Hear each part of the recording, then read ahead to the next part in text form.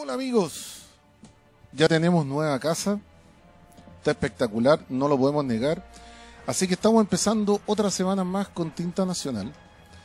Tenemos un gran invitado, algo que tenía hartas ganas de poder desarrollar, de que son las historias, al respecto de cómo trabajar la historia, de cómo desarrollar todo ese tipo de ideas que uno tiene, esa melcocha de ideas que uno tiene en la cabeza cuando es dibujante y uno no sabe cómo llevarlas a cabo y cómo limpiarlas.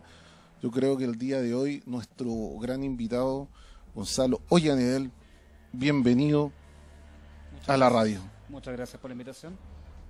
Acércate, Tomás. ¿Sí? ¿Se escucha? Sí, que se acerque. Ah, ya. ¿Sí? Ahí sí. Muchas gracias por la invitación. Y el día de hoy cambiamos todo el staff, cambiamos de casa y cambiamos el staff. Chinsen está en la playa, se fue de vacaciones, me ¿Quién parece como bien, Chinsen, eh? ¿cierto? Pero nos trajimos... Rodrigo está enfermito en casa, le mandamos muchos saludos, que se cuide. Yo... Todos enfermos hoy día. Sí, todo enfermo. Yo también estuve bien enfermo en la mañana, me sentía bastante mal, pero ya por lo menos algo nos Ya está recuperamos. mejor. Exacto. Bueno. Y nos trajimos de invitado, de co-partner, a un grande de la historieta también, Diego Toro. Un gustazo verte por acá. Hola, es que cuando dijiste grande pensé que era otra persona. Perdón. Hola, gracias Claro. por la invitación. Chinsen, tengo una duda si Chinsen se fue solo o se fue con muchas mujeres. Viudo de verano, dijo. Vivo de verano. No, y si se fue con la polola y la estamos... Viudo de verano, dijo Jensen. Sí, allá. Ya. Ahí el que habla es Bianco. Como siempre, Bianco. uno de nuestros copanelistas. Hola a todos. Hola Germán. Hola chicos. El que pone la nota del manga y los análisis tras el programa, que son de thriller. Y como siempre, tras las perillas. ¡Calef! ¡Volviste! Sí, aquí estoy. Un lunes más, obviamente, aquí en Tinta Nacional. Junto a ti, obviamente, grande máster, Germán Adriasola. Y me imagino que después viene Ruta 66. Sí, ¿cierto? después viene Ruta 66 y más adelante, ya casi finalizando este programa, vamos a decir qué es lo que se nos viene esta noche. Muy bien, Pero me se nos parece. viene de una forma así, bro, recargada.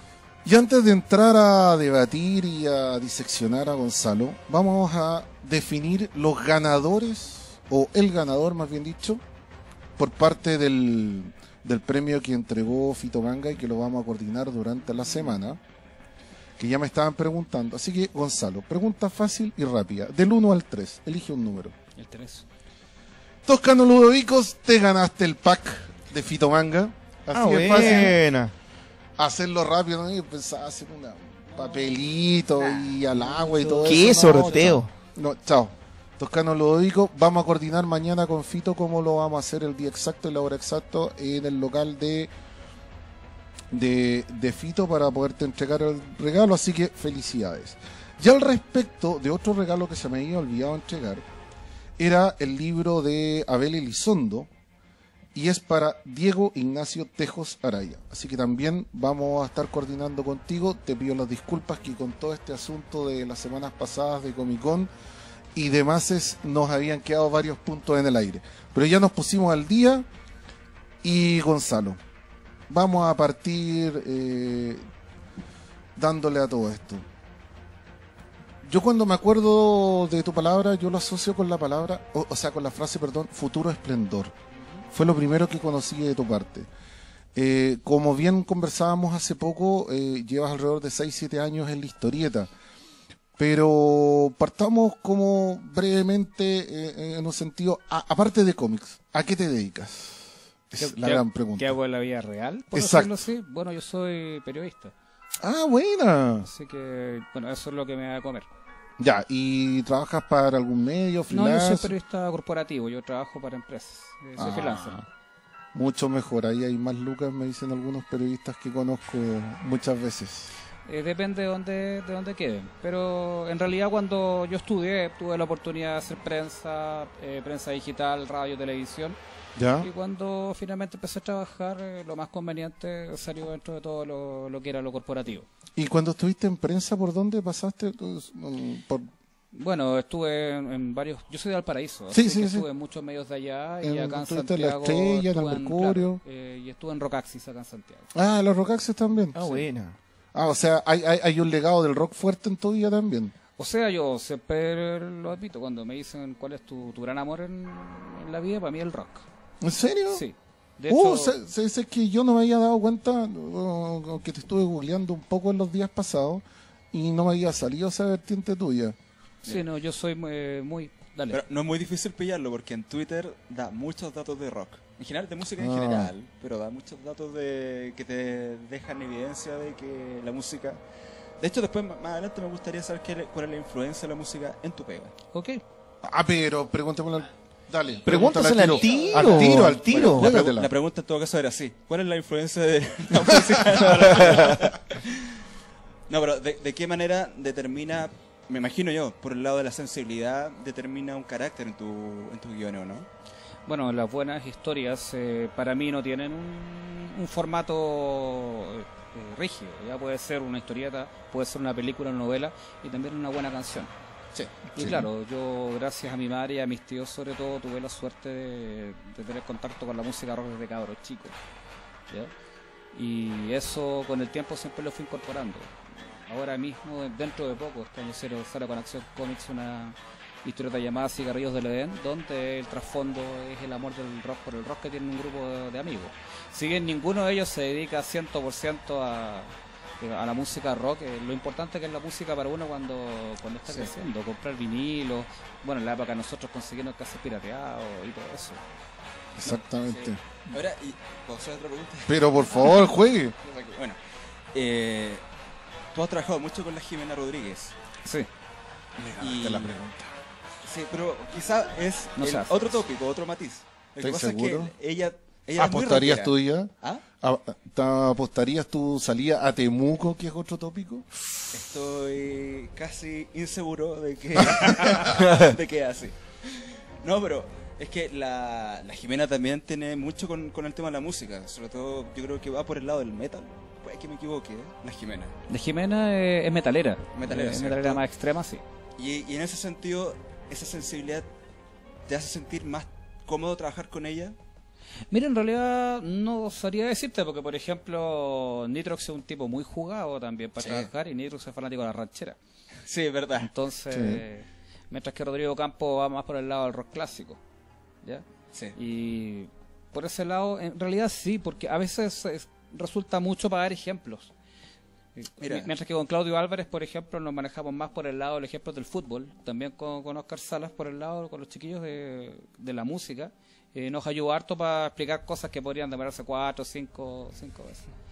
Una vez, de hecho, aunque yo no soy fanático del metal más extremo, una vez un dibujante mío necesitaba un tono de rojo amarillento. Dije, la portada del Leprosy de Dead. Ah, ya listo. Y listo, se acabó. Perfecto. Justamente te iba a preguntar un ejemplo y... creo que Sí, está es muy para bueno. por ese lado, pero sí, en mi caso sí, o sea, cuando yo era cabrón chico, el sueño que yo tenía no era ser rockstar, sino que era ser periodista de rock. Me interesaban las historias que iban con el rock. Y bueno, cuando estuve en Rockaxis tuve la suerte de poder publicar una entrevista, y con eso quedé tranquilo. Entonces quizá de ahí que me empecé a dedicar a otras cosas también, pero para mí la música es importante, yo me la tomo muy en serio. Wow. De hecho, Easton Ellis decía, y también lo decía Nick Horby cuando no entendían a la gente que decía, no, me gusta la música, ponerla de fondo. En mi caso también, yo tampoco necesito que una persona se sepa todos los datos, pero la gente que toma la música como algo para pasarle el rato, al menos en mi caso no engancha mucho conmigo. Bueno, que también la música te puede servir de una manera de entender la vida también, un filtro que te permite poder entenderla, por lo complejo que es también. Hay mucha gente que dice que la música te salvó la vida y yo les creo. Sí, a ver, varias cosas de que se me juntan en la cabeza. Ponte tú, decía que nombraste a Bret Easton Ellis. Algo de lo que me gusta de la mayoría de sus novelas es cómo va relacionando los ritmos de los estados psicológicos de los personajes con los temas que muchas veces va jugando o contraponiendo en la historia. En American Psycho creo que tiene una jugada notable. Y en el fondo, hoy no me puedo acordar el otro donde están en el college, ya lo leí hace un buen tiempo ese libro, donde también juegan con temas musicales como para dar como un tono a la historia. por ejemplo, yo hacía una relación la otra vez con mi señora al respecto de cuando me empecé a volver fanático del cine de Bollywood, de que ellos juegan mucho con canciones, con tonadas, con generar casi un videoclip entre medio de cada una de las escenas. Y la gracia no es solo de que el tema si es bueno o es malo en el sentido de que si te engancha al escucharlo, sino que te genera un tono psicológico de la relación de que están viviendo los personajes en ese momento. Por lo mismo hago la relación con Atomic, ¿cuánto que se llama esta película que también estaba basada en un cómic? Que es cuando cae, en la época que cae el muro de Berlín y que es de espía, Atomic Blonde creo que es. Yeah. Sí. Y que van jugando mucho con los temas musicales para dar a entender ciertos estados de los personajes. A mí me encanta. Una de las cosas de que a veces he pensado poder tener la opción de trabajar a futuro es relacionar un cómic de que poco menos de que tú en la esquina tú tengas el código QR o algo, no sé, y te pueda decir, y en este minuto esta es la música. Como para poder ir relacionando. Me encanta cuando la música si te puede contar algo más de que lo que te dice la letra o algo más de lo que te puede expresar los instrumentos de que están en ese minuto en juego. Como yo lo veo, se trata mucho también de entender la evolución que ha tenido la cultura popular en el siglo XX. Desde la literatura, por ejemplo, lo que sea John Fante, Dos Pasos, ya Tennessee Williams o Bukowski, si quieren, a lo que después, por ejemplo, vemos hacer a Harvey Pekar dentro de American Splendor en la historieta. La interacción de elementos culturales es tremendamente fuerte y se va entrelazando mucho más a medida que termina el siglo. Por tanto, si antes era curioso ver a un protagonista de una historieta ver con una polera de rock, hoy día es común. ¿Por qué? Porque ya está entrelazado. El sistema es tremendamente orgánico en ese sentido, y eso es lo que no se puede entender de repente. Yo todavía conozco gente que dice, oye, que esta cara esa historieta pasa, que habla sobre el Imperio Romano, para eso me compro un libro. No, es como intentar comparar pintura con música, no van igual. Son carros que van distintos porque justamente están ofreciendo una visión distinta. No entendía Miles Davis en su época cuando hizo Kind of Blue. Hay una forma de enfocar también la cultura que es distinta. Lo decía Marshall McLuhan cuando hablaba de la obsolescencia de las ideas revolucionarias, cómo va cambiando el imperio de la televisión, el imperio de la radio, cómo finalmente las multinacionales van tomando más poder del que podría tener un país determinado. Y eso lleva a un mundo tremendamente interactivo, no solamente por el lado positivo, también por el negativo. Pero justamente por eso mismo, conectarlo con el rock, con el cine negro, con las nuevas plataformas digitales. Por ejemplo, todos los que están abogando porque el cómic digital es válido, y de hecho lo es, están demostrando que tenemos que dejar de ser tan rígidos, sino que justamente intentar entender que todo se va conectando. O sea, bueno, un ejemplo práctico en la actualidad y que he visto de que se juega mucho en Asia y en Japón, de que son muchos autores de que te están haciendo estos cómics de 5 viñetas en Instagram, de que te cuentan una historia y que tú vas pasando para el lado con el dedito del Instagram, así, te dice una de tantas imágenes, ¿cierto? Y ahí te van contando el cuento corto. Yo lo he visto mucho en Asia y como decía en Japón, y yo creo de que a lo mejor prontamente creo que lo vamos a poder ver por estos lados, porque creo de que es una plataforma que hay que sacarle el jugo en el momento en la que estamos fuertes. Claro. Si yo me mataba la risa de que estos días decían de que ya el Facebook es como para abuelito, como de que ahora solamente la lleva el Instagram.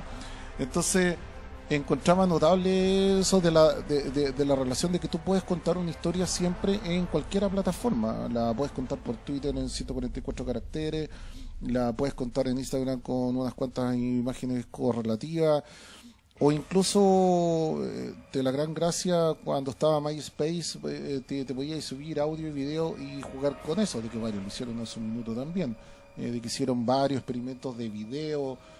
Yo me acuerdo de que el que seguía a Jim Lee y él de repente en la noche cuando los hijos estaban durmiendo colocaba un tema de fondo y según el tema era el superhéroe como lo colocaba.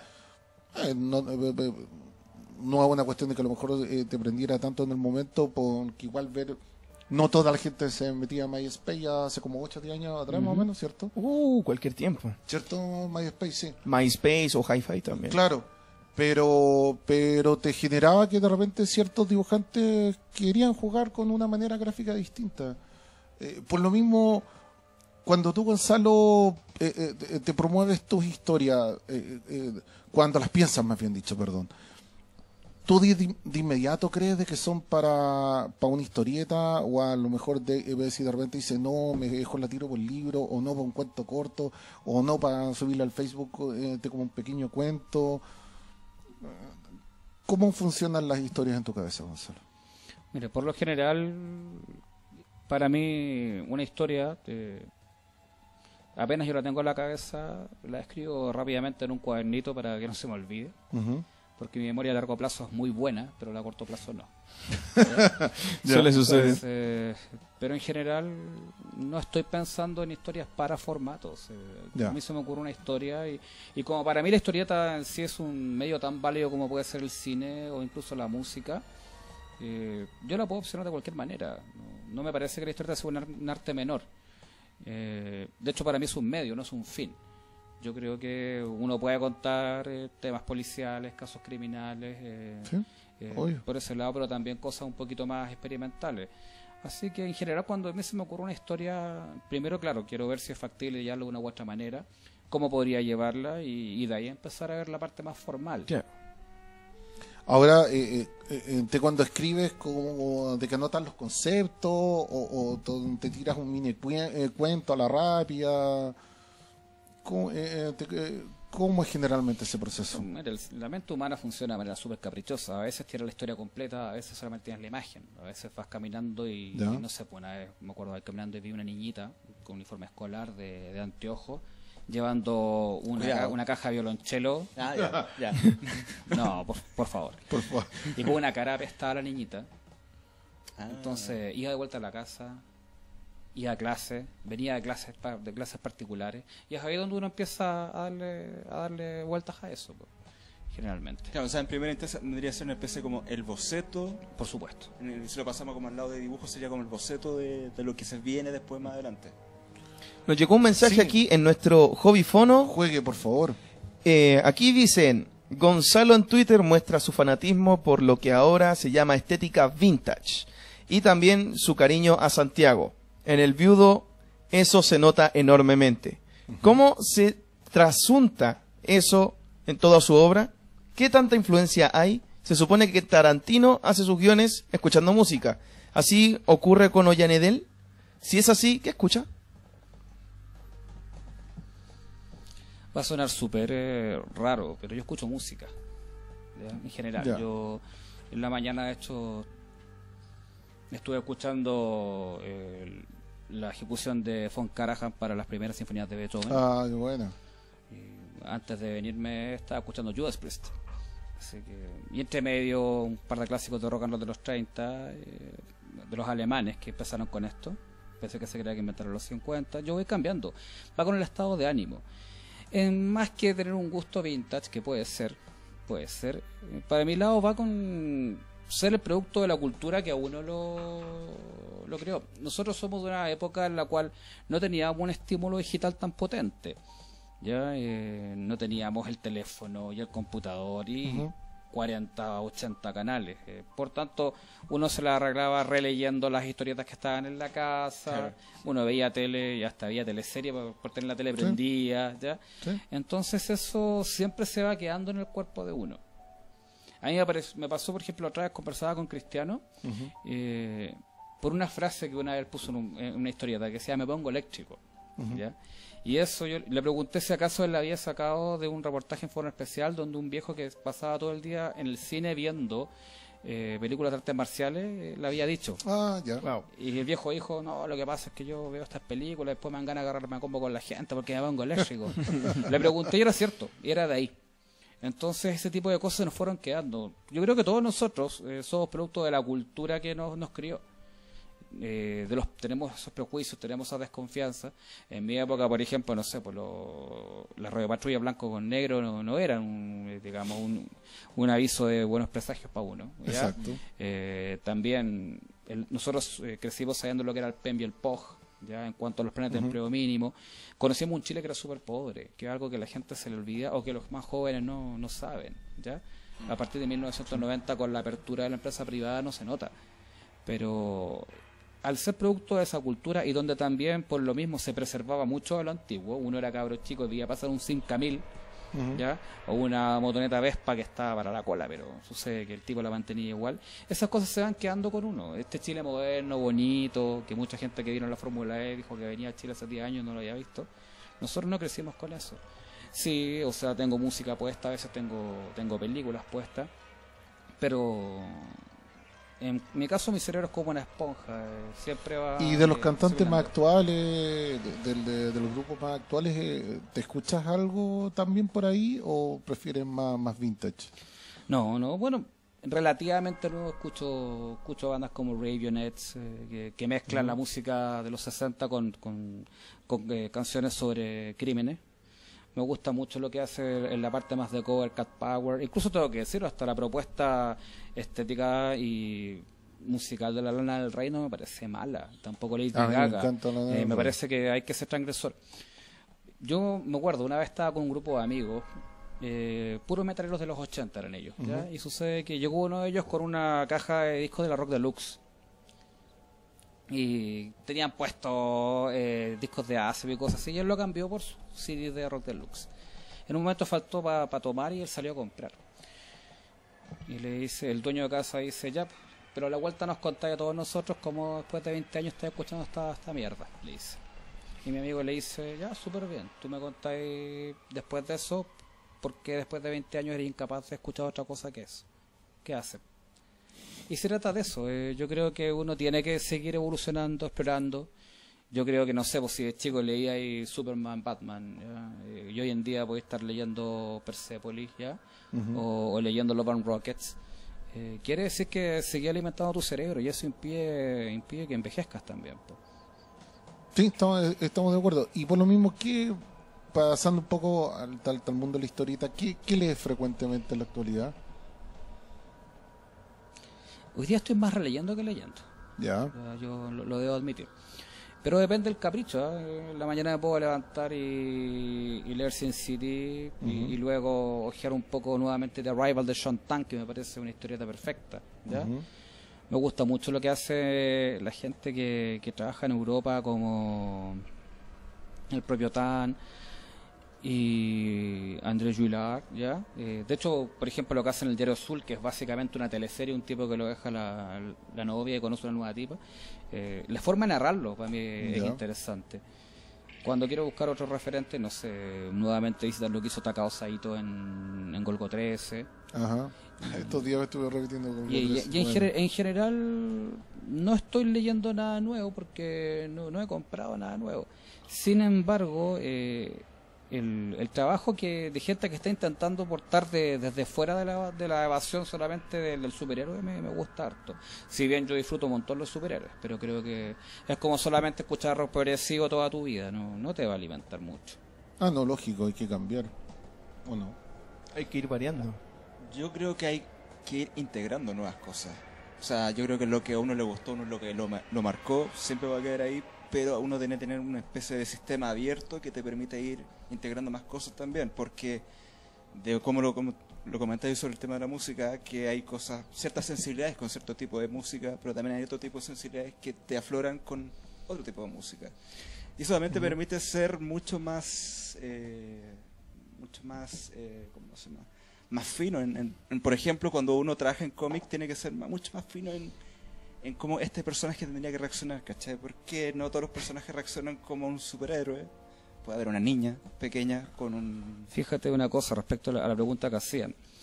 Para hacer el viudo tuve que hacer una cierta cantidad de investigación porque material sobre los años 50 en Chile no hay mucho disponible. Hay mucho sobre los 40, por razones obvias, y sobre los 60, ya la nueva ola, el Mundial de Fútbol, pero los 50, que es una etapa súper interesante, no hay, hasta muchas colecciones privadas. Y es la época de la migración campo-ciudad, es la época justamente de las poblaciones callampas, de los nuevos partidos políticos, ¿ya? Fue la etapa pulp de Chile, en muchos sentidos, también en lo económico. Y pasaba que te das cuenta cuál era la música que estaba de moda en esa época, Y eso te permite también ver la reacción de los personajes. Me pasó con Nitrox, pues. Sucede que uno de los protagonistas del Viudo es un abogado, fuma cigarrillos particulares, ¿ya? Que es una marca que ya no existe. Y en un momento en el guión Perdón, se llamaban cigarros particulares. particulares. Sí, pues. Me qué raro el nombre, como cigarros privados. Cigarro. Claro. ¿Ya? Y lo que pasa es que después, en una viñeta posterior, yo le indico que está fumando un cigarrillo de otra marca de la época.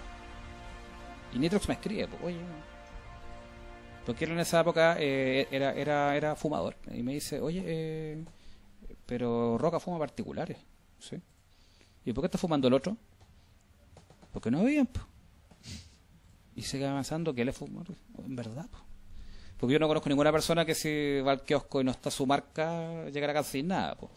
Entonces intentar buscar esa naturalidad, ¿cachai? ¿No? Es importante a la hora de abordar. Eso ayuda mucho a la música, ayuda mucho el contexto.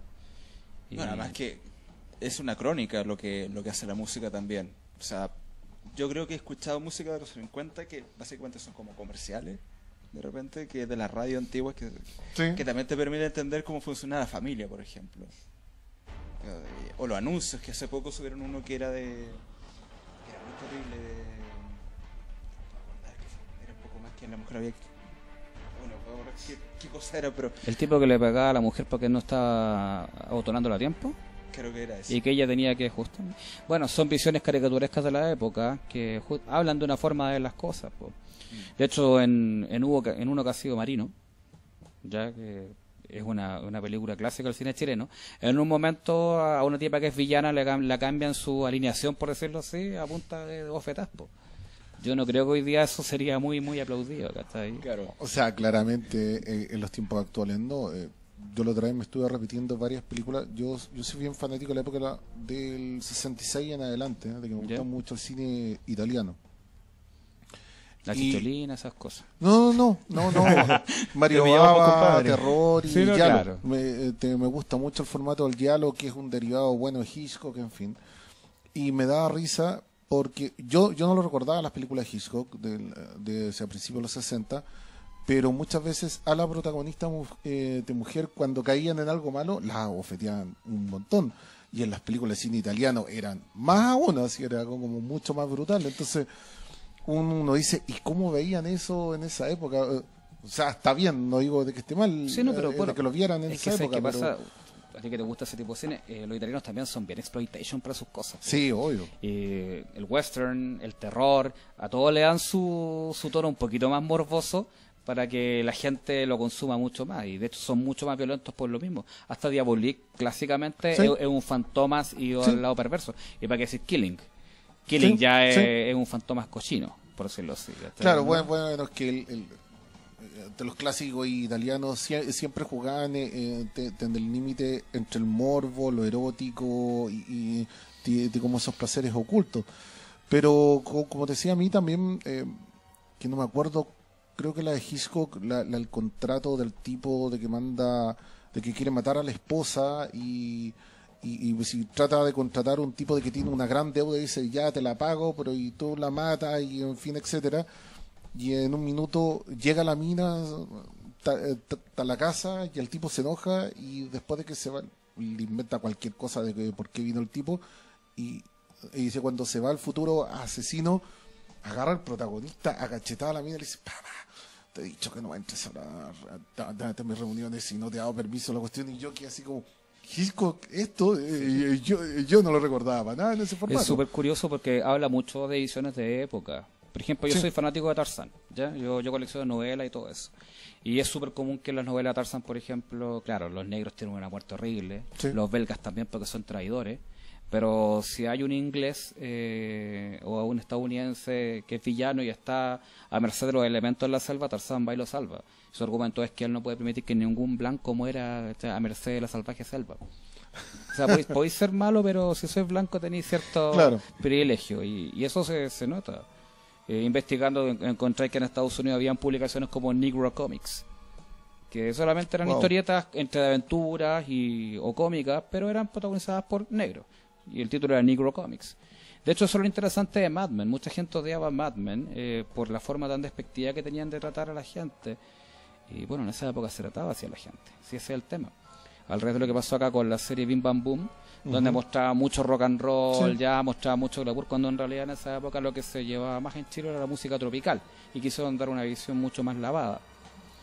Entonces, claro, tiene que ver mucho con imágenes de época. Bueno. Sí, o sea, si uno ve el Chavo del 8, todos tendrían que ahora demandarse por violencia intrafamiliar, porque estamos todos de acuerdo. Bueno, hay un episodio que ya no lo dan, porque cuando Don Ramón te mata a un gato, toreando. Ah, no me acuerdo. Sale no me acordaba. Sale con Qué una, pena ese episodio. justamente que, y al final el gato no era el que se estaba robando las cosas, sino que era el Chavo. Sí, Y ese episodio no volvieron a darlo. tiene Wow. toda la razón. Las cosas Llegaron han cambiado. mensajes aquí en nuestro hobby chat, Juegue, en por favor. hobbyfm.cl, ahí para que la gente me vea igual. Ahí estoy. Bueno, llegó un mensaje aquí. Saludos a todo el panel de parte de Cris Codoseo. Saludos. Ludovico dice, Mira, sería bueno que Diego hablara sobre la música que escucha mientras dibuja cómic. Me han dicho que escucha cosas muy interesantes en ese proceso.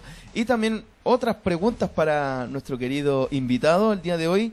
¿Cuál es la historia que más le costó escribir y obviamente la que menos le costó escribir? A ver. No sé si ustedes se acuerdan de Los Magníficos. Sí, obvio. Ya cuando terminaba Los Magníficos salía Stephen Cannon en la máquina de Sí, escribir y claro. terminaba y tiraba Sí, la hojita. para atrás. Ya. Yo nunca he hecho eso. Ah, Para serio? mí no hay historias fáciles. Yo las encaro como quien encara un problema de matemáticas y empiezo a mirar justamente qué puede funcionar, qué puede no funcionar. Mira, a propósito Adelante. de lo que estoy... Porque también quería hacerte una pregunta muy parecida, porque me escribió un chico hace unos días atrás que quiere ser guionista y de ser chico, de tener como 18, 19 años, que se dice poeta, pero que también quiere ser guionista de cómic. Y me escribió cuál es la estructura formal para crear una historia. Ya. Lo de la estructura formal no existe. Ya, por eso Pues- me contaba interesante No existe. hacerte la pregunta. Cuando yo empecé a hacer historieta, yo soy un lector de ficción y de no ficción, por tanto yo vengo de otro mundo también. Y haber estudiado periodismo también, por ejemplo, a mí me enseñó a resumir frases, contar los de los que, los gerundios. Entonces, para mí aproximarme una página era distinto. Y se me ocurrió comprarme estos libros que venden en Estados Unidos respecto a cómo hacer un cómic. Me conseguí dos. Y eran súper opuestos, eran tremendamente opuestos. En la metodología. Claro. ¿Ya? Había uno que era básicamente como quien te enseña a hacer arroz en la casa. ¿Ya? ¿Ya? Tenés que hacer esto, otro. Pero en ese intertanto también se me ocurrió volver a leer el Understanding Comic de Scott McCloud. Y él mismo enseña en ese libro que depende justamente de la forma en que trabajé, como los franceses, como los japoneses, como los estadounidenses, la forma de enfocarlo, la forma de aproximar la historia es súper distinta. Sí.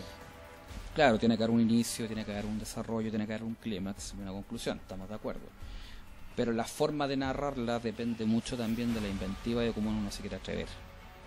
Me pasó, por ejemplo, en Malas Calles, que lo publicamos el año pasado, que se trataba básicamente de un tema criminal, pero mientras que, bueno, yo sugerí una estructura de 3 viñetas por página, que cada una cuenta una historia distinta, y la mitad de los diálogos de la historieta cuentan una versión de lo que está pasando, y la otra mitad está contando otra versión.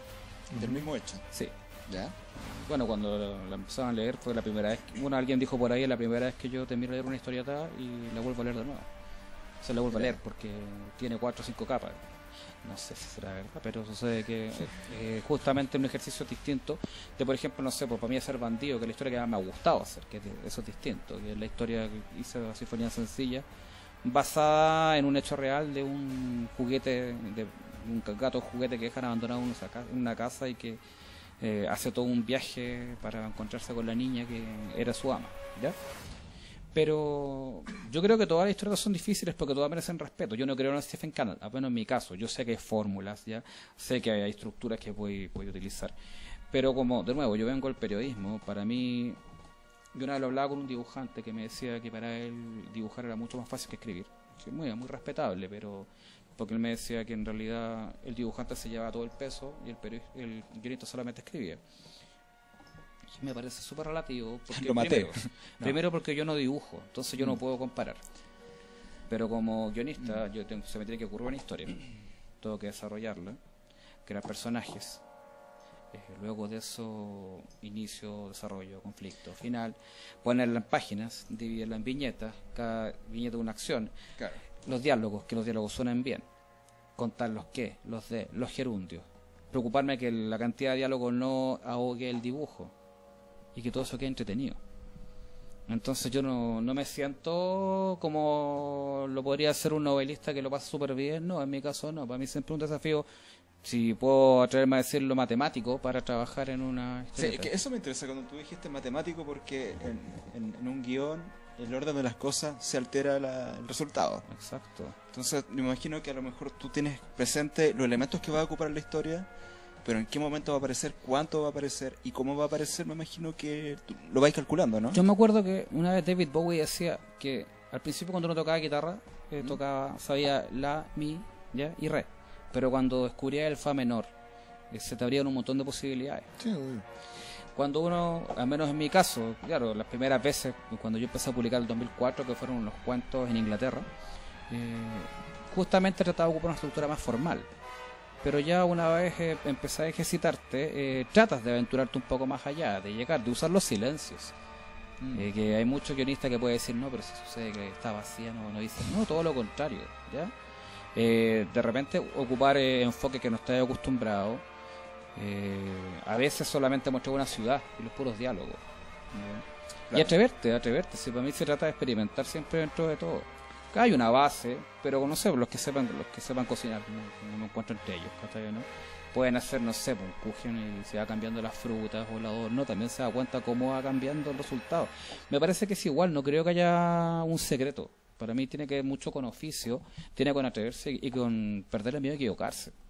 Porque somos súper malos para aguantar las críticas. Y creo que no, o sea, uno tiene que justamente ir curtiéndose. A ver, por ejemplo, con respecto a lo que comentaba recién de saber ocupar una ciudad, por ejemplo, en una viñeta y colocar los diálogos, me da la idea de que a lo mejor tú cuando desarrollas una historia, cuando desarrollas el argumento, eres como bastante minucioso para ir desglosando cómo quieres que vaya funcionando cada viñeta en sus códigos narrativos. Al contrario que otros guionistas que he visto de que son como tiene que pasar esto y esto, te lo estoy exagerando, ¿cierto? Y que en el fondo, y que el dibujante de repente es el que define, ya, ¿sabes qué? En esta pasada ya voy a hacer un plano general de la plaza y no voy a mostrar a los dos interlocutores porque en realidad, ¿para qué? Y ahí toma la decisión el dibujante. Me da la idea de que tú eres más puntilloso. Mira, yo admito que tengo fama de complicado, tengo Ya. fama exigente y tengo fama de riguroso. A mí me han dicho, oye, sabes que tú pones demasiado detalle dentro del guión y no dejas de participar el dibujante. Ya, eso en realidad se debe por otra cosa. Se debe porque a mí me tocó alguna vez trabajar con un dibujante al cual yo le pasé un guión muy libre y me dijo, sabes que yo no tengo tiempo. Yo necesito hacer esto de manera rápida. Voy a dibujar lo que tú me pidas, te lo entrego y después me voy a dedicar a otra cosa. Entonces lo que yo hago es entregar un guión bien estructurado, un guión con hartas especificaciones. ¿Para qué? Para que el dibujante me diga, oye, pero esto puede estar mejor. La Jimena, por ejemplo, me fusiona viñetas. Si ella encuentra que queda mucho mejor. Sofía Artis, que está conmigo en Cigarrillos del Edén ahora, casi nunca me hace caso. Y lo que queda es mejor. Porque es lo mismo que sucede que Ya, pero lo bueno es que tu no te baterista te va complican, en el fondo. complementando. Entonces, yo te puedo a ti pasar un guión súper detallado, pero si tú consideráis que en realidad me equivoqué en un eje o que en realidad un plano quedaría mucho mejor abierto ahí, inmediatamente no hay problema. Con Luis Insunza lo mismo también ahora que estoy colaborando. Si la idea justamente al final no se trata, y yo siempre lo voy a decir, no se trata, a mí me aburre mucho cuando yo agarro una historia y digo, ah, qué bueno el dibujo, o solamente quedarme con el guión. A mí lo que me interesa es leer una buena historia, y yo quiero que la gente que compre lo que yo escribí se quede con una buena historia, no que, wow, tremendo guión, o wow, tremendo dibujo. Yo no pasé por la etapa Marvel, yo no pasé por Jim Lee, no pasé por Silvestri y esa gente, ¿ya? Entonces yo no tengo esa necesidad fetichista de que el dibujo luzca o tampoco el ego para que sea reflejado en un guión tremendo. Me gusta que la gente que se lleve una historieta escrita por mí le guste. Entonces yo necesito que el dibujante también me diga, podríamos mejorar esto. Quizás en un momento le voy a decir que en realidad no me gusta su propuesta. Claro. Pero de todas maneras, yo solamente tengo mi visión. Si el editor puede participar con la suya y el dibujante puede aportar la suya, queda mejor. Y eso de lo contrario es mejor escribir una novela. Ahora tú generalmente cuando trabajas tu historia, ¿funcionas con algún corrector de prueba, corrector de estilo o haces todo ese trabajo tú mismo? Volviendo al mismo tema, yo vengo del periodismo, uno tiene que entregar la pega impecable. Ya, lo entregas tú Sí. directo. Ya. Sí, igual en algún momento me han dicho de repente, sabes que acá hace falta un poco más de acción, acá podríamos quizás enfocarlo distinto, todos conversarlo. Claro, no, es que te lo preguntaba porque cuando uno trabaja en medio, pues, yo veo de que muchas veces los editores de las secciones funcionan como correctores de estilo, te dicen, bájate por aquí, el lead trabájalo de esta manera, entonces, pues, sí, muchas veces tú le entregas la nota lista y te la dan vuelta completa y te hacen la pirámide invertida, porque en el fondo el editor un poco hace ese juego. Por eso te preguntaba en el caso tuyo de que tú entregas el guión. Claro, sé que tienes una formación profesional rigurosa con respecto al periodismo, pero el corrector de estilo igual a lo mejor en una de esas... En general, a ver, yo he trabajado a esta altura con Germán Valenzuela, Oscar Salas y Claudio Álvarez de editores. Y cada uno tiene una forma distinta de aproximarse, pero Sí. todos ofrecen bastante libertad, pero nunca tampoco se han guardado ninguna sugerencia. Y uno tiene que estar dispuesto a escucharla también. Me pasa menos con los dibujantes. Los dibujantes tienen opiniones, por lo general, que solamente se quedan en lo estético. En el tema también del desarrollo gráfico de la historia. O sea, pero a lo mejor eso te ha pasado porque has trabajado con dibujantes que solo trabajan dentro del área del dibujo y que no escriben sus propias historias. Por ejemplo, puede ser, ¿o no? Es rara vez que yo me encuentro con un dibujante que solamente quiera dibujar. Es al revés. Ya.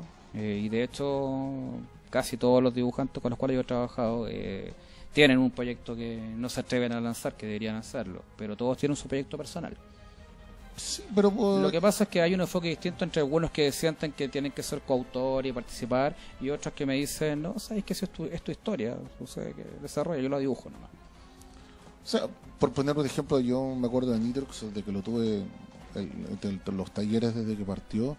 Él era como más dado a que le dieran las ideas, o sea, como de que no tenía un proyecto propio. Tenía ideas, claramente, pero como más libres, más sueltas.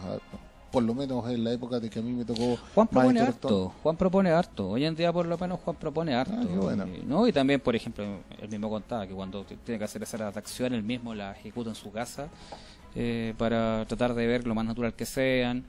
Y Sí. bueno, por algo me llamó diciendo, voy los cigarrillos, ¿por qué le cambiaste la marca? No, sí, en ese sentido sí. Pero en realidad también tiene que ver con la personalidad.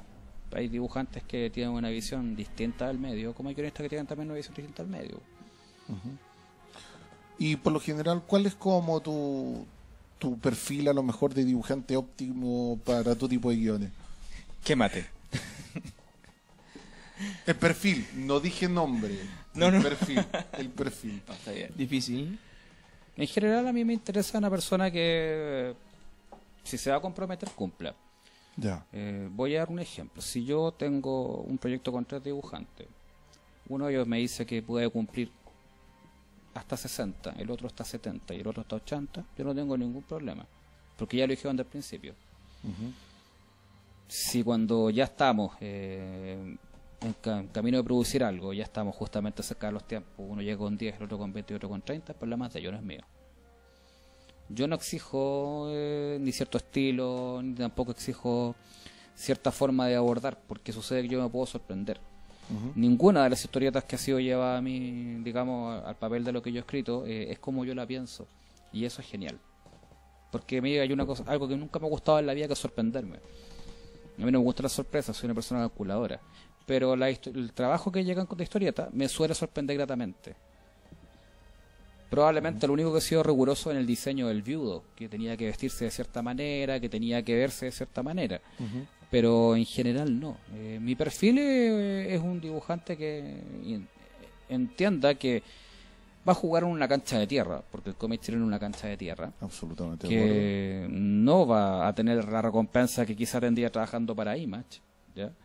Pero que para trabajar para IMAX tiene que empezar en una cancha de tierra. Si te voy a jugar en el Real Madrid, no es difícil que empecé al inferior del Real Madrid siendo chileno. Difícil. Absolutamente de acuerdo. Y a mí, bueno, yo no soy de equipo de Santiago, pero una de las cosas que más respeto a Marcelo Salas es que antes de irse a jugar a Italia, a Europa, él primero pasó por Argentina, donde aprendió a jugar. Porque sucede que llegar directamente a un mercado exigente, como tú sabes, es otra cosa. Y no podía hacerlo en tu rato libre, no es algo que justamente podáis quedar mal con el editor diciéndole no, es que no alcancé nomás. No, acá tenemos que tener claro que estamos dejando tiempo, estamos sacrificando tiempo familiar, profesional, porque nos gusta. Creo que la única charla que yo he dado alguna vez la di en Temuco. Y hay futuro en Temuco. Y, ¿Tu futuro Temuco? ¿Sí? así que ahora tienes que seguir las charlas tú. ¡Chan! ¡Oh! No, tengo ganas de hacer cosas Directo, por allá. ¿eh? Muy Sí, bien. hay gente entusiasmada, po. Y de hecho estaban sentados en la sala y está un grupo típico, dos chiquillas vestidas con kimono porque venían de un stand japonés, el clásico rebelde que estaba en el fondo, y todo. Y un momento yo les pregunté, ¿ustedes por qué quieren hacer historieta? Y nadie me respondió. A lo cual le dije, bueno, les cuento por qué hago historieta yo. Porque me gusta. Y se trata para mí solamente de eso. Cuando a uno le gusta algo, no deja tiempo. Hay gente que prefiere dedicarse a jugar juegos de video o algo así. Muy bien, súper bien. En mi caso, yo hago historieta porque lo paso bien. En el caso del dibujante, por lo general, cuando estoy con un dibujante que cumple plazos, porque al fin y al cabo hay lectores que están esperando eso, aunque sean 10, o sean 5, o sean 100. Cuando tenemos claro que hay pocos eventos a los cuales tenemos que presentar, ¿no? Y cuando uno sabe que va a dar el máximo esfuerzo básicamente por entregar algo que lo satisface, yo estoy bien. No necesito que dibuje como Steranko, que dibuje como Alex Todd o como Ryan Boland. Yo necesito que dé su mejor esfuerzo. Porque eso también a la larga va a hacer que esa misma persona eventualmente haga sus propias cosas. Yo insisto, todos los dibujantes que yo conozco, casi todos tienen un proyecto personal. Todos deberían atreverse. Pero es bueno que se empiecen a jugar. Pues, sí, el cómic chileno lo vamos a hacer todos porque en el fondo es un medio tremendamente precario. Y por lo mismo, Sí, cada bueno. esfuerzo cuenta. Y mientras más claro tengamos la cancha a la cual estamos jugando, vamos a tener resultados más inmediatos. Sí, como que de repente yo a veces siento cuando se generan debates al respecto de la historieta, cómo llevar la historieta en Chile, qué editoriales deberían estar o qué dibujantes deberían funcionar y todo eso, siento como que no sé pues si se lo voy a decir bien porque es una sensación, pero es como tú un poco lo plantea, Gonzalo, de que estamos en una cancha de tierra y en realidad por mucho que creamos de que hay una editorial, un par de editoriales acá en Chile, o por mucho de que tengamos un par de lumbreras de que trabajen para afuera, yo siempre siento de que nos falta mucho y ya hay que jugar harto ahí. No es algo fácil. Una de las cosas que yo más respeto del punk rock como fenómeno es que sucede que no les importaba aprender a cantar o tocar guitarra primero, sino que se dieron cuenta que el rock ya estaba poniéndose muy espeso y muy repetitivo en el progresivo, había pasado su etapa de esplendor y necesitaban decir lo suyo. Y fueron, y lo dijeron. Y eso yo lo encuentro que es un modo de hacer las cosas que uno debería aportar. Yo conozco mucha gente que dibuja, conozco mucha gente que escribe, o que sacan fotos, o que bailan. Y esa gente debería estar en realidad creyendo más en sí y tirarse a la piscina. Por lo general yo siempre escucho, oye, ¿cuál es el consejo que tú le das? Y todo el mundo siempre dice que practiquen mucho. Yo creo que junto con ese consejo tendría que ir el de tirarse a la piscina. Porque todo el mundo que yo conozco está mirando al otro que sí lo hizo. Todo el mundo tiene una idea que después ver la tele, ver una película. Oh, ese diario tuve 5 años. ¿Y ahí qué hiciste con ella? No. Entonces... Y esta sí, el cómic chileno para mí es una cancha de tierra. Se está, digamos, manteniendo más allá del famoso boom, lo cual es bueno, pero sigue siendo un medio autogestionado, donde hay un montón de particulares metiéndose digamos, en préstamos con casas comerciales para poder sacar lo suyo. Sigue siendo un medio que tiene que producir en blanco y negro porque, a pesar que me guste más, es lo más barato. Exacto. Sigue siendo un medio que depende de la compra directa y de estar en las ferias importantes, pero se están conquistando los espacios. Mientras no nos engañemos, creo que vamos a seguir avanzando. Mientras no nos engañemos, vamos a seguir tratando de producir, tratando de sacar una historieta chilena más potente. Y luego de eso ya que cada uno haga lo que quiera. No hace falta que todos seamos amigos, no hace falta que todos nosotros tampoco hablemos sobre el mismo tipo de historieta. Porque yo en la mañana puedo leer Ghost World y en la tarde puedo leer Conan el Bárbaro. Pero sigue siendo historieta porque es un medio. Entonces, yo creo que hay que dejar más tiempo en producir y creer un poco más en uno. Teniendo claro que la recompensa nunca va a ser muy por el lado monetario. Pero vamos a estar haciendo lo que uno quiere hacer y que a uno le da rabia que otro haga en vez de uno. Claro, ahora, ciertamente desde hace 20 años a lo que está sucediendo ahora, las cosas han cambiado mucho y ciertamente las cosas están mucho más profesional también. Oye, incluso en la visión, el año 2005, yo estaba preparando el libro que saqué hace un par de años, Máscaras, ¿ya? Que es un libro de ensayo. Me llamaron de La Nación, creo que fue en esa época, un periodista para hablar sobre el boom del cómic chileno en el 2005. Y dije, para mí no hay nada en este momento como un cómic chileno. Hay gente que hace cómic, pero cómic chileno no hay. El periodista me dijo, oye, pero ¿cómo que no? Y la teleserie Porfiados del Mega y el ciclo de anime de televisión. Y me nombró 4 cosas más, pero nunca me nombró historieta. Ya, yo le expliqué, no. Eso en realidad no tiene nada que ver. Y en esa época no funcionaba por factores que todavía se ven un poco, pero cada vez menos. Por un lado, en esa época las editoriales no apostaban por historietas chilenas. Me acuerdo que había tenido la suerte de conocer a Santiago Peñailillo en una Concómic en Valparaíso, y él en esa época estaba sacando su historieta de terror macabro. Como le estaba yendo bien, vieron la posibilidad de sacar un segundo título nacional. Lo que tuvo como respuesta, me contaba él, es que se empezó a considerar traer un título de Argentina, porque era más barato que apostar por un autor nacional. Por otro lado, los autores de historietas también éramos un problema, porque sucede que cuando un lector te dice, oye, sabes que tus dibujos son buenos, pero las caras son muy parecidas, o trabajáis poco los fondos, o te dicen al guionista, le ponís demasiado diálogo, tú en tus cómics conversas mucho, la respuesta siempre es la misma, es que ese es mi estilo. No, pues amigo, si uno primero tiene que aprender a tocar la guitarra y después Jimi Hendrix, después tenía Yomi, ¿ya? Entonces, y lo otro también pasaba por nosotros que éramos los compradores. Porque yo me aburría escuchar esa frase, si yo tuviera más plata todos los meses me compraría un cómic chileno. Y es mentira, se compraría el Spawn, el X-Men, el Batman que no se lleva nunca.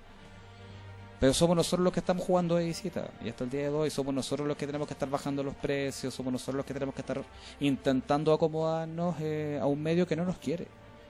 Pero que está creciendo. Sí. Pero que está creciendo, para no ser tan pesimista, está creciendo. Normalmente esto, quizás comillas, boom del cómic chileno tendría que haber muerto en 2014, 2015. Pero seguimos acá. Y seguimos con lanzamientos, seguimos con propuestas. Y sobre todo, gente nueva que está llegando. Porque está bien que los de siempre estemos sacando cosas, pero hay que escuchar qué es lo que están haciendo los cabros de 20 años, los chiquillos de Crudo, en Norte Chungungo, los Necros que le hacen las portadas a Acción Comics, que también tienen propuestas interesantes. Esa gente va a llamar la atención en los próximos 10 años y hay que poner ojo en ellos. Sí, buen punto. A ver, yo me acuerdo y por eso sí, siempre me quedó marcado a mí en la retina de la relación de Tu Nombre con Futuro Esplendor, que yo cuando vi la propuesta de que salían algunos, me acuerdo, portales al respecto, eran 3 cómics. ¿Ya? Uno de ellos era El Viudo, los otros 2 no recuerdo el nombre. Es que me acuerdo que al poco tiempo después vi la presentación que hicieron ustedes en una universidad, que estaban con Nitrox en una mesa presentando del primer... Fue ahí en Ejército, en la de Ejército. Sí, me acuerdo. Tengo fotos de eso, me acuerdo. Y me acuerdo de que estaban presentando, creo que ahí por primera vez, o dentro de las primeras veces, El Viudo, me puedo equivocar. Y pues yo decía, ¿te parece que Gonzalo se quiere tirar como una pequeña microempresa o microeditorial, por decirlo de alguna forma? Y después empecé a ver de que en el fondo has estado más por la línea de trabajar en conjunto con otros editores. ¿Qué es lo que te acomoda más? ¿Realmente trabajar para un editor como en este minuto algunas cosas de que haces con Acción Comic? ¿O a ratos pues, si te gustaría tener la posibilidad de tú manejar tu propia editorial? Mira, yo he tenido suerte hasta ahora de poder sacar prácticamente el 99% del material como quiero sacarlo yo. Nunca he tenido problemas con editores como para intentar buscar libertad.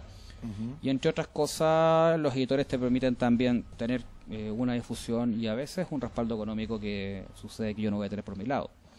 No obstante, por ejemplo, ahora mismo con Gali González estamos preparando Van Spectrum, que es una historieta cortita, que es una apuesta independiente y que queremos ir justamente solo por el lado independiente.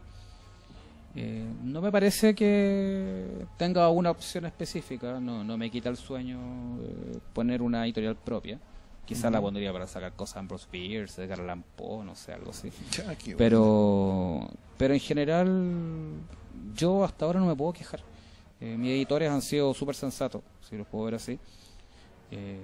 Por tanto, si ahora voy a hacer una aventura independientemente de los títulos que voy a sacar este año, voy a sacar una aventura independiente, si todo sale bien, con Gali González, es porque se puede. Pero yo encuentro que, de nuevo, o sea, tú mismo, pues en tu caso tú también, un trabajo que indie que lo veía en la casa y decís, ¿sabes qué? Esto me voy a probar, porque se trata de eso, de intentar, no de seguir con fórmula, como lo veo yo por lo menos. Ahora, al respecto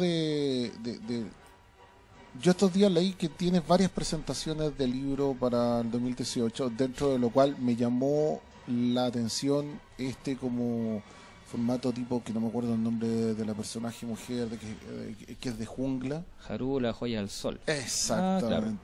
Lo que pasa es que ya con Action Comics vamos a sacar algo tirado en la línea del Sword and Planet, que era el género que inmortalizó en su época John Carter de Gareth Barrett, sí, sí. y que todo el mundo conoce por He-Man. Básicamente, esa suerte de bárbaro en el espacio. Yo lo ubicaba más por John Carter y de Yatori. En el concepto del mismo. Claro, sí. De hecho, sobre todo el concepto de la historieta de Master of the Universe, que es anterior a la serie animada, es mucho más cercana a John Carter. Sí, vamos a hacerlo. De hecho, va a ser en estilo libro ilustrado.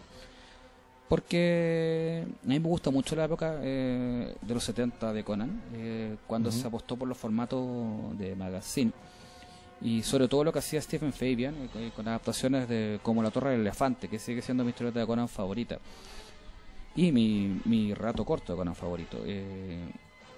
Luis Insun se lo entendió a la perfección, que yo quería hacer un relato ilustrado en ese estilo. Claudio dijo, ¿sabes qué? Vamos, démosle. Y por ese lado nos vamos a ir con un formato más magacinesco, se puede decir, o más adulto.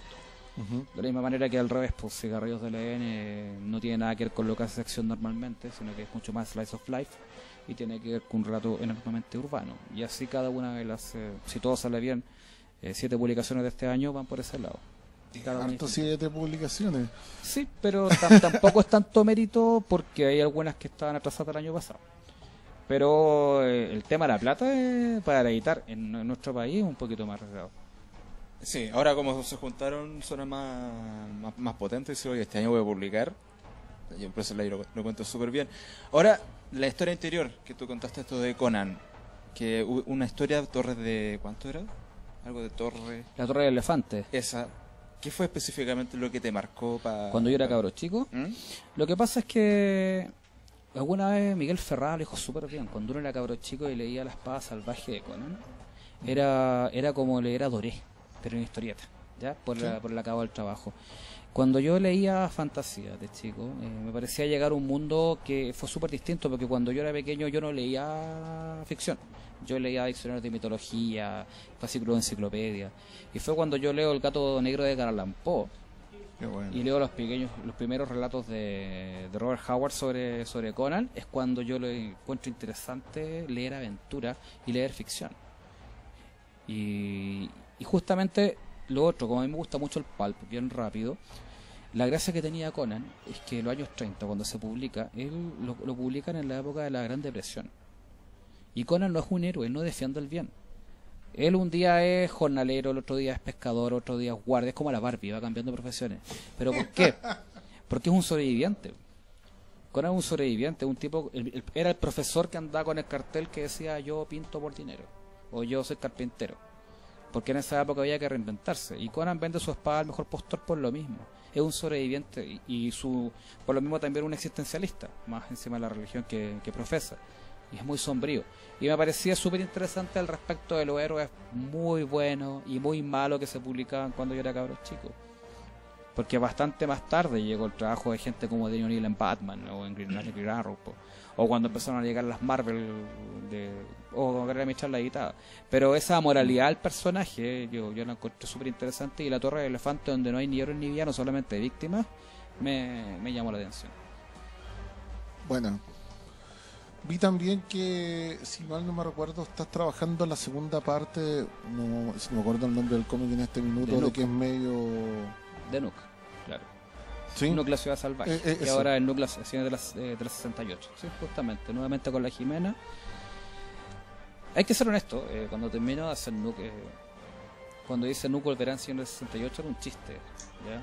Bond volverá, Ya. ¿ya? Como en las películas de James Bond. Pero hubo gente que empezó a escribir para preguntar cuándo iba a venir la continuación. Entonces, yo tenía historia, y de hecho tengo también historia para un tercer volumen. ¿Ya? Entonces se dio la posibilidad, Oscar Salas quería sacarlo, Jimena Rodríguez tenía ganas de dibujarlo, el que iba a robar no iba a ser yo. Así que con la idea que tenían ya se está haciendo, de hecho está bastante avanzado, para ver si puede salir en el primer semestre. Ah, qué bien. Genial. ¿Qué puedo decirte? Bueno, a mí me gusta ese tipo de formato de historia post-apocalíptica. Bueno, tú te debes acordar que en Chile se dio, en la época de la Bandera de Trauco, habían en relatos de ese tipo. Lautaro Parra, Sí, sí. Vázquez, justamente hacía... Juan Vázquez jugaba mucho entre la ciencia ficción y lo que era lo post-apocalíptico. Lautaro, bueno, yo lo ubicaba por la escuela, él estudiaba antes del UTN, el IPS, ¿Ya? si no me acuerdo, era ya. Muchos dibujantes de la época de la Bandido y de la Trauco se juntaban en el patio de la escuela. Entonces yo por eso ubicaba todas las publicaciones de que salían en esa época de Matucana, había otra que sacó Faúndez, El Cohete, me acuerdo, Beso Negro, de que era un poquito más lo más transgresor, porque ya Bandido era más aventura y un poco más light, aunque tuvo un par de números ahí de que contaban historias un poquito más rebuscadas, pero me gustaba mucho ese formato entre, no sé, de que a lo mejor después yo lo veía en Ion Flax, ese como futuro distópico y medio requete enrollado y con 50.000 giros. Bueno, uno de los orígenes de Nuke para mí viene justamente de lo que conversábamos un rato. Nosotros venimos de los 80, que es una época muy sombría. Cuesta explicarlo en una época como hoy, pero nosotros crecimos con el temor a la bomba. Desde películas como Escape de Nueva York hasta Mad Max vienen o el día después vienen de eso. Sí. Y una de las cosas que más me marcó cuando chico era, yo veía demasiada tele, y en la noche pasaban ciertos comerciales y muestran el comercial de la revista Creces, que era una revista científica chilena, ¿ya? Y muestran en la portada y dice, ¿qué pasaría si cayera una bomba atómica sobre Santiago? Y vieron una ilustración del centro de Santiago con un hongo nuclear, y yo tenía 8 o 7 años, fue como, no. Nosotros vivíamos con esa realidad. Hoy día cuesta hacerlo reflejar, pero ¿qué hubiera pasado? ¿Qué hubiera pasado si la falla de Ramón o de San Ramón, como también le dicen acá, se libera? activa. ¿Qué es lo que pasa en Nuke? ¿Ya? ¿Qué pasa con Santiago? ¿Qué pasa con nuestra forma de vida? ¿Qué pasa con un chiquillo que crece cuando todo eso es pasado? Hay que pensar una cosa. Por ejemplo, el Imperio Maya fue importante en alguna época, pero cuando ya llegaron los conquistadores ya casi no existía. Era un fantasma de una época anterior. De hecho, hasta Robert Howard juega en eso en una historia, ¿ya? Son civilizaciones que murieron, crecieron ellas encima. Para nosotros el Imperio Romano es historia, pero los últimos romanos vieron, digamos, el apocalipsis de su forma de vida, ¿ya? Son cosas que a nosotros nos cuesta entender un poco. ¿Qué pasó justamente con el fin de Babilonia? Suena súper polémico lo que voy a decir, pero con los pueblos más chicos que fueron exterminados por los mapuches en Argentina, ¿ya? Son comunidades, son formas que son reemplazadas por otras, y es prácticamente natural. A uno no le extraña los dinosaurios porque son dinosaurios, pero el fin de una forma de ver el mundo también da pie a otra. Y en el caso de Nuke es un chiquillo que, como no tiene idea lo que puede ser internet o televisión por cable, pasa los días escarbando en las ruinas de la ciudad de Santiago lo que encuentra y cachurea. Bueno, mira, ya tenemos que ir terminando. En realidad esto se ha pasado volando. A mí se me pasó volando. Sorry. Realmente quedamos anonadados. ¿Algo más que quiera agregar, partner? ¿Una última pregunta? ¿O... Sí, algo corto, Claro. algo De hecho, pegado. también me había llegado una última pregunta, pero juega, ya para dale. para ir cerrando ya. Sí, dale. Aquí en nuestro hobby chat. Dice aquí un oyente, ¿puede hablarnos de cuáles serían los proyectos cercanos que tiene? Vamos. Bueno, un poco lo contaste recién, pero... A ver, con Dojitia Ujú. viene la segunda parte de Nuke, viene una historia también llamada Lords of Adventure, que tiene que ver con un niño que juega una pieza con sus juguetes, pero no voy a contar mucho de eso porque es una historia bastante más densa que de fantasía. Estoy pensando, quizás este año puede salir un nuevo libro de ensayos después de Máscaras que podría publicar también, por el lado de Independiente Van Spectrum, que es una suerte de homenaje al rockabilly y a sus íconos, mezclado con el cine de terror y todo eso. Por el lado de Acción Comics está Cigarrillos de Len, que no es Slice of Life, está Haru, la joya del Sol Rojo, que viene a ser Sword and Planet, y Colts, que sería para el segundo semestre, que es esencialmente un space western, o un weird western, como dicen en Estados qué Unidos, buena. pero la chilena. O sea, sin parodia, pero estaría ambientado en un futuro donde las riquezas que tiene Chile en ese momento llevan a una suerte de nueva fiebre, en la cual la novísima frontera ocurre acá y hay un grupo de tipos que se dedican a ser los sheriffs. Es pura aventura. Una suerte de homenaje a los dibujos animados que uno veía de cabros chicos, entre Galaxy Rangers, Eso, Jinete Sable, ya eso. Brave Star, pero a la chilena. Esos son Brave los Star. proyectos de este año. Galaxy Ranger, esa serie a mí me encanta. Siempre me acuerdo del personaje Chain Ganso. Y que para más remate me acuerdo que en una bandido, creo que un dibujante nacional que era Marabolí, lo dibujaba Chain Ganso destruyendo unos robots, me acuerdo, unas historietas que verdad, po. más me encantaba. O sea, de que un dibujante nacional dibujara Chain Ganso igual, y para más remate con una calidad gráfica muy buena. Gonzalo, mira, sabes que en realidad traía un montón de cosas pensadas, pero la conversación fluyó sin ningún problema con respecto de tu mundo, de tu forma de ver las cosas. Te agradecemos mucho en realidad. Y yo no sé si quieres acotar, agregar algo más para irnos despidiendo. ¿Cuál es Mira, alguna idea de que te quede suelta por ahí? lo principal, invitación. lo principal Claro. agradecer. Agradecer la invitación siempre es bueno para hablar de lo de uno. Y lo segundo, para la gente que se pregunta sobre estilo, sobre forma de trabajar, chiquillo, atrévanse. Si eso se trata solamente de eso. Todo el mundo tiene de nuevo un cuaderno bajo la cama donde tiene escritos sus proyectos. No importa que hagan música, no importa que hagan cine con una cámara. Manuales hay un montón, en todos lados. Pero el entusiasmo lo pone uno. Y eso es lo que muchas veces hace la diferencia. Así que lo importante acá es tirarse a la piscina y jugársela. Todo lo hicimos en algún momento. Bueno, sí, yo también pienso igual. Yo la otra vez en una entrevista decía, yo creo que si todos nos autoeditáramos y sacáramos adelante un montón de proyectos sin miedo, creo de que otro gallo cantaría a veces.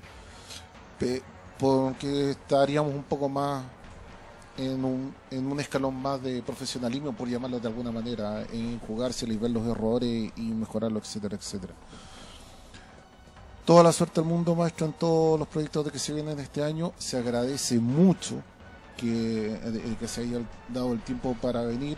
Chinsen, que era el que más te había invitado y el que más te pedía, ahora está en la playa. Ahora está en la playa y cooperó nomás. Con una piña colada en la mano. Claro, Sí, con una sí, piña colada, claro. Y soltero de verano, ¿cierto? Ah. Ah, viudo de verano. Quizás ¿Qué, de qué verano. cosa ilegal está No, haciendo yo, por ahí? yo digo soltero de verano me pegan.